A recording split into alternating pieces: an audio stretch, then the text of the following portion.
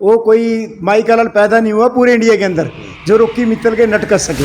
भाई यहाँ पे क्या होता है कि जनता आज़ाद उम्मीदवारी चुनती है। कोई पैसे के डर से भाग रहा है, कोई किसी के डर से भाग रहा है, कोई दहेज के डर से भाग रहा है, कोई किसी कारण से हम नहीं भागे। है कि बीजेपी सरकार ने आपके नट कस दिए हैं, कैथल आने से डरते हो, कहाँ रहने लगे?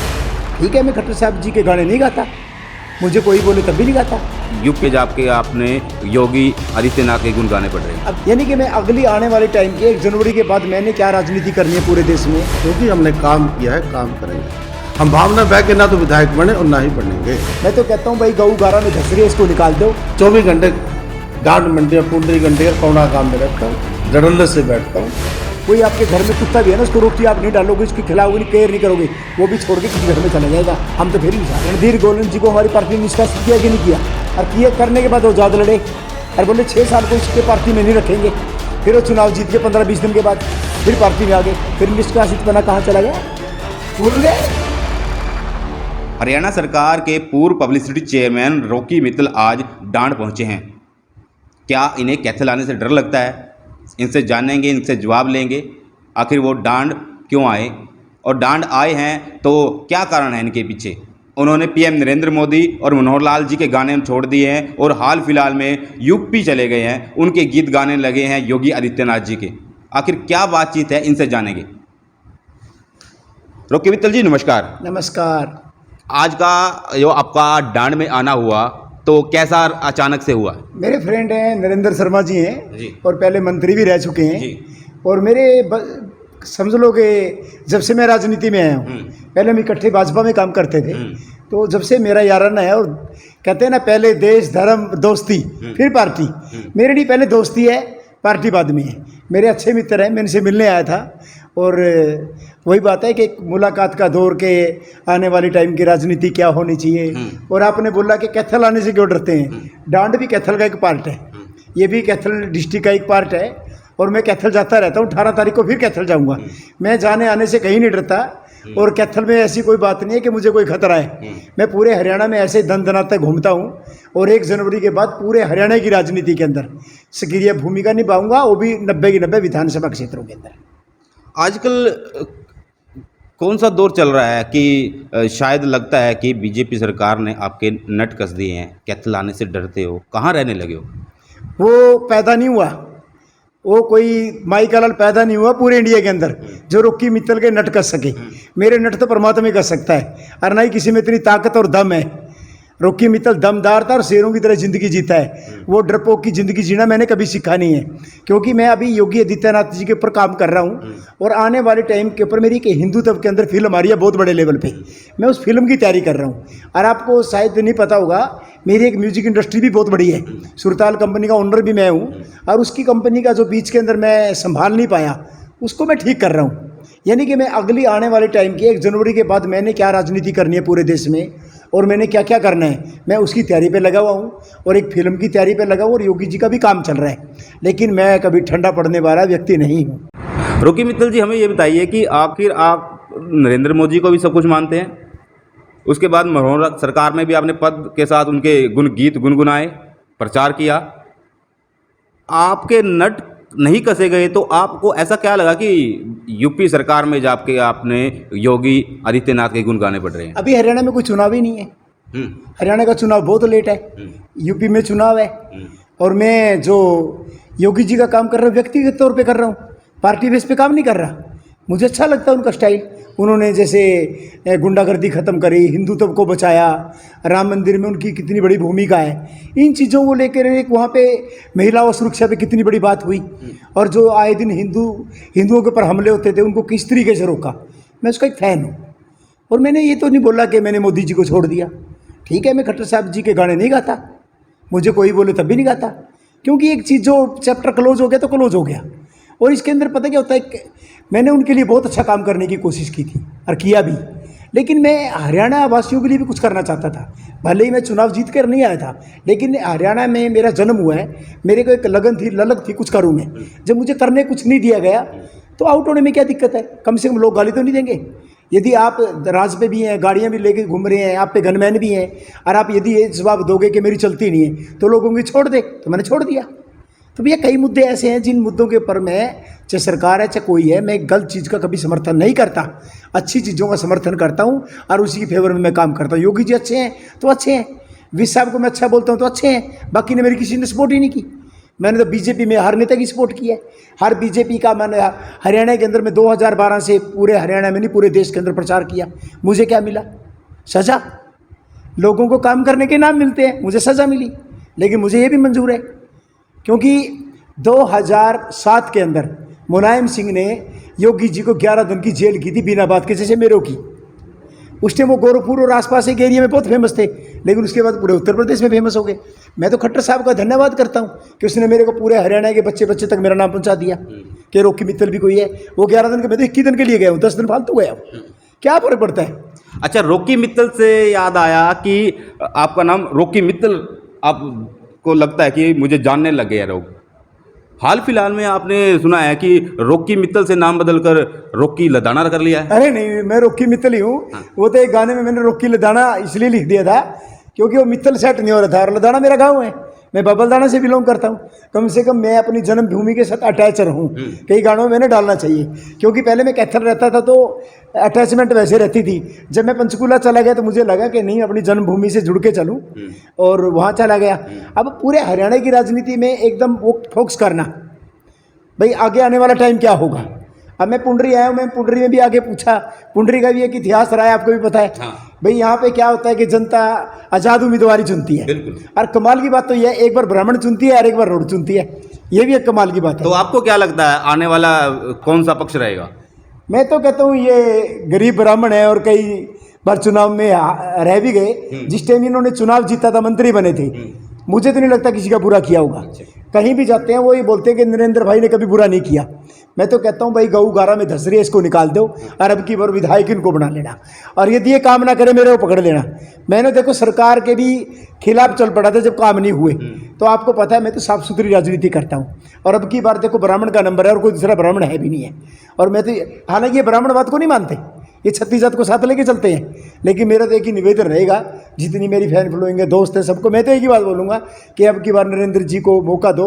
बाकी तो आपने सब आजमा लिए, यदि वो अच्छे होते तो मुझे नहीं लगता कि दोबारा आप उनको भी मौका देते, लेकिन बार बार मौका नहीं देते, इसका मतलब वो अच्छे काम नहीं कर पाए। मैं तो एक ही बात बोलूँगा कि अब की बार नरेंद्र शर्मा जी को मौका देना चाहिए, बहुत हो गया और अच्छा काम करेंगे।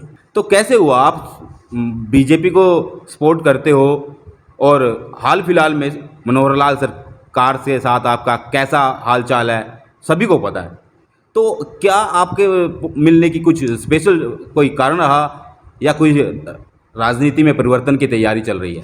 मैं नरेंद्र जी से तो मिलता रहता हूँ, हम इकट्ठे डिस्कस भी करते रहते हैं, और आने वाली वक्त में जब राजनीति का नया दौर होगा, जब चुनाव आएंगे तो मिलकर काम करेंगे। और ऐसे 90 के 90 क्षेत्रों में तो मैं नहीं कह सकता, 50-60 क्षेत्रों में मेरे ऐसे अच्छे फ्रेंड हैं जो हमारा एक ग्रुप है, और हम इकट्ठे काम करते हैं और इकट्ठे काम करेंगे अब की बार। और रही पार्टी की, वो तो पार्टी ने तय करना है रॉकी मित्तल को रखना कि रखना है। रॉकी मित्तल तो पार्टी का ही था। नहीं, आपने एक कहावत सुनी होगी हरियाणा में, थोड़ पड़ा पत्थर भारी, बोलते हैं, ये मेरे पे भी लागू होती है। लेकिन उस पत्थर का क्या करें जिसको थोड़े मार मार के, जेसीबी मार मार के तोड़ दें? उस पत्थर का क्या करें जिसका चूरा बना दें?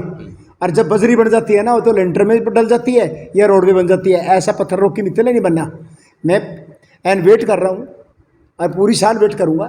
यदि मुझे लगेगा कि हाँ मेरा कोई सुनवाई होगी, मुझे कोई न्याय मिलेगा, मैं हूँ। यदि मुझे लगेगा कि मुझे कुछ नहीं मिलने वाला, मुझे न्याय नहीं मिलने वाला, मेरी कोई सुनने वाला नहीं है, तो भैया फालतू तो आज कोई माँ बाप कोई बाहर निकाल देता है ना, वो बेचारा कोई मंदिर में शरण लेता है, वृद्धाश्रम में लेता है, कोई न कहीं तो कोई सेट होता है, वो हर बंदा ही होता है। देखो जब कोई लात ही मार देगा और बोलेगा कि तेरा इस घर में कोई स्थान नहीं है, तो भाई घर तो फिर देखना ही पड़ेगा। नहीं, एक बात अगर देखी जाए तो शर्मा जी को तो पहले ही निष्कासित किया गया बीजेपी से। ऐसा होता है, मेरी बात सुनो, कोई हक की बात करेगा, मेहनत तो कोई करेगा, टिकट किसी को दे दोगे और वो अपने हक की बात करेगा, निष्कासित कर दो, ये कौन सा तरीका है? आज बीजेपी के अंदर बहुत से ऐसे लीडर हैं जो कांग्रेस से आए और बड़े बड़े पदों पे हैं, और जिन्होंने बीजेपी का काम किया और उन्होंने आवाज़ उठाई, निष्कासित कर दिए। श्याम सिंह राणा तो बहुत पुराना था, वो क्यों निष्कासित कर दिया? विपल गोयल तो भाई साहब इतना बड़ा मंत्री था, उसको टिकट भी नहीं दिया। उमेश अग्रवाल को नहीं दिया। ऐसे बहुत लोग हैं जिनको टिकट ही नहीं दिया, तो उनका क्या करें? फिर उनको निष्कासित कर दो। अपने हकों की आवाज़ उठाना और उठाने के बाद उसको निष्कासित करना, ये कौन सी परंपरा है? यदि कोई पापी है, दुष्ट है और वो हमारे साथ आ जाए, वो तो रातों रात शुद्ध हो जाएगा। अरे यदि हमारा कोई चला जाएगा वो निष्कासित भी हो जाएगा, देश विरोधी भी हो जाएगा, हिंदू विरोधी हो जाएगा। ये नहीं होता। राजनीति के अंदर सबको अपने हकों की लड़ाई लड़ने का फैसला है, उसका अपना एक कर्तव्य, अपना फर्ज है, जो मर्जी करे वो।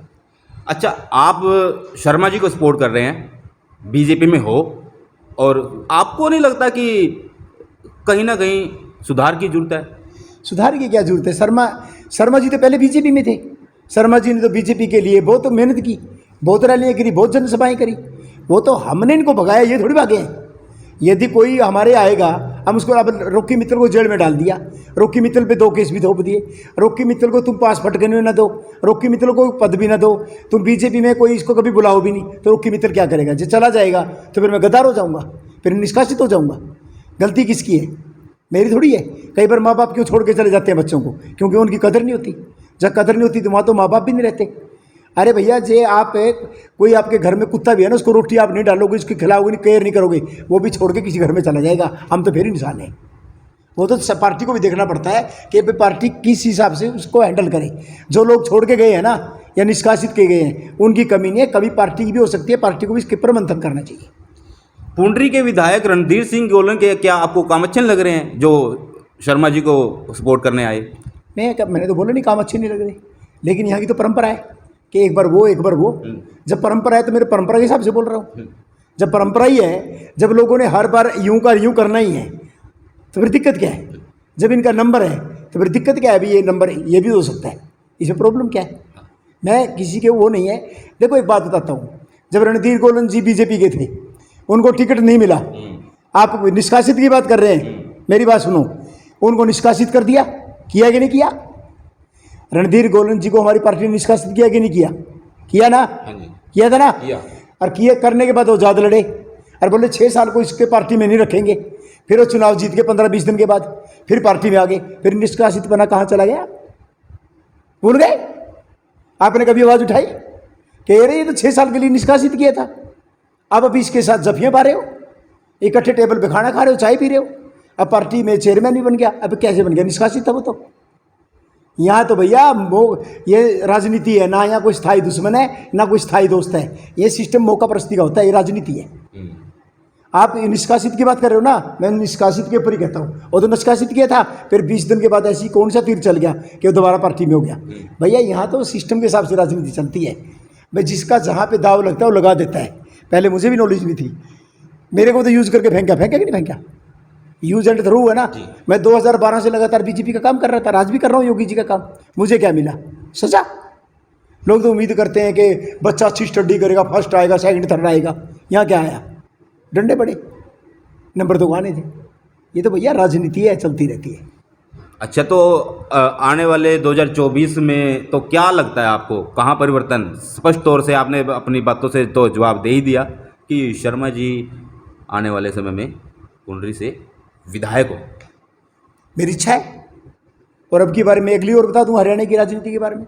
आज तक हरियाणा के अंदर आर पार की लड़ाई होती थी या त्रिकोणीय मुकाबला होता था। आपको ऐसा तो नहीं लगता कि पुंडरी की ऐसी ही स्थिति आ रही है पिछले काफी लंबे समय से कि आएगा कोई भी परिवर्तन तो होगा? अब की बार गोलन साहब हैं और रोड बिरादरी से हैं। पिछली बार कौशिक थे, ब्राह्मण से थे। पिछली बार फिर जुडोला थे, वो रोड थे।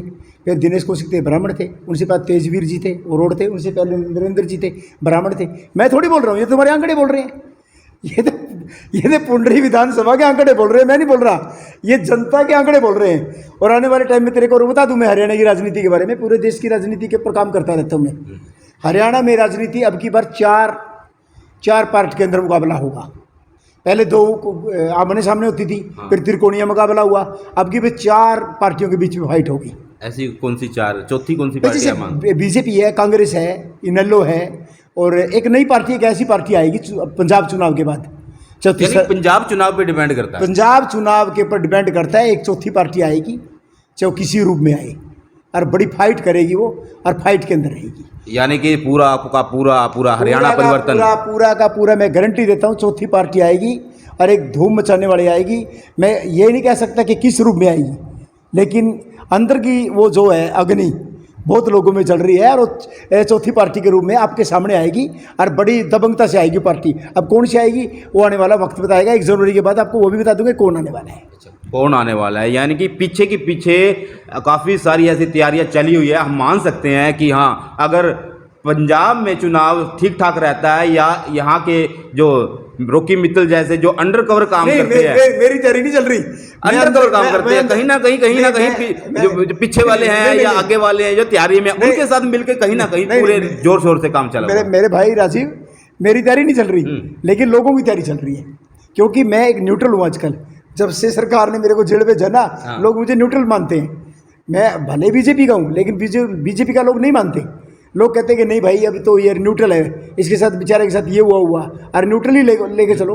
उस टाइम ना लोग मानते हैं, लेकिन मेरे को जब अंदर की बातें बताते हैं ना, विधायक हैं, मंत्री हैं, सांसद हैं, तो उनकी बातों से लगता है कि नहीं, एक चौथी पार्टी बड़े लेवल पे आने वाली है और बड़ा उसका रुतबा होगा। जैसे पंजाब में एकदम आप पार्टी आ गई, आज टक्कर किसकी है? कांग्रेस की और आम आदमी पार्टी की है कि नहीं है? उत्तराखंड में आ गई, मान लो कई जगह नई नई पार्टियाँ आ गई, कई जगह नए संगठन आ गए, कई मोर्चे आ गए। तो अब मैं हरियाणा की वैसे बता रहा हूँ कि चौथी पार्टी भी आएगी और बड़े लेवल पे आएगी। शर्मा जी नमस्कार। नमस्कार, आपका कैथल वेकिंग टीवी पे बहुत बहुत स्वागत। धन्यवाद। आपका यहाँ डांट पहुँचने बहुत बहुत स्वागत है। जी धन्यवाद। बिल्कुल बिल्कुल। अच्छा हाँ जी, रॉकी मित्तल जी हमारे बहुत ही पुराने साथी हैं। हाँ। सुख दुख के हम साथी रहे। ये भी 2012 से भारतीय जनता पार्टी से जुड़े थे। लगभग हमने इकट्ठे काम शुरू किया था। चलो किसी कारणवश हमें पार्टी टिकट नहीं मिले, पार्टी से हम दूर हो गए। ये पार्टी का लगातार काम चल, पार्टी अलग चीज है, यारी दोस्ती एक चीज है। अच्छा, अब रही बात है यहाँ पर पहुंचे भाई, तो भाई के घर कभी भी आ सकता है। तो ऐसा तो नहीं है कहीं ब्राह्मण की और बनिए की कोई जुगलबंदी चल रही हो? राजनीति के अंदर किसी भी संभावना से इनकार नहीं किया सकता। अच्छा। कब क्या संभावना है, कब बन जाए, इसको लेकर कौन क्या कह सकता है?